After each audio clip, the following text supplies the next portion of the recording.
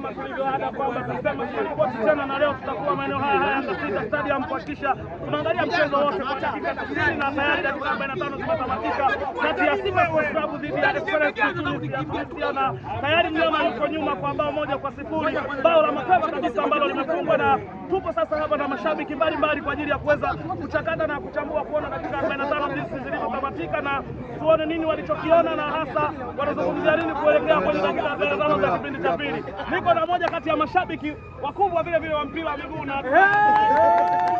kukimbia. Mashabiki wa Simba wanakimbia nini? Kwa nini hasa ni nini kinachotokea? Mambo vipi? Mashabiki wa Simba wamemtia. Ikali kuongeza sauti kidogo. Brother, mambo vipi? Unaumwa. Kwa hiyo huwezi kuzungumza chochote kinachohusiana na masuala ya mpira. Kwa hiyo huwezi kuzungumza chochote. Umeziangalia dakika 45 za kipindi cha kwanza. Sasa unashindwa nini kuzungumza? Simba inacheza vizuri, naumwa. Unaumwa?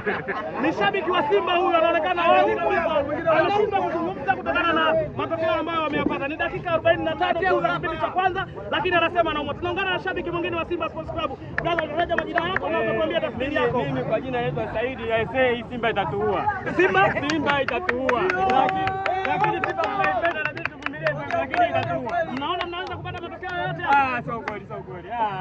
Kwa hiyo kuna goli zitaendelea kuongezeka zaidi ya hizi. Usipokuwa makini tutapiga hata chuma tatu.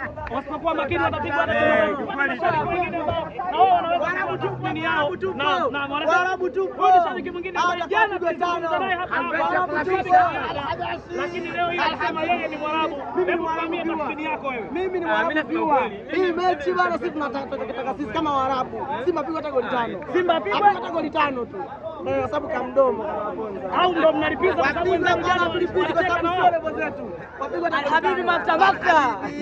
Habibi Maktabaka. Sisi kama Waarabu tunabakia wapigwe goli 5. Wanaongea sana. Pili sasa tutakaporudi wafungwe 4. Kama Mohamed Ali. Sisi kama mashabiki wa Waarabu ongeza zingine 4 ziwe 5. Basi sawa, naomba tutafute shabiki mwingine ambaye anaweza na yeye kuambia chochote.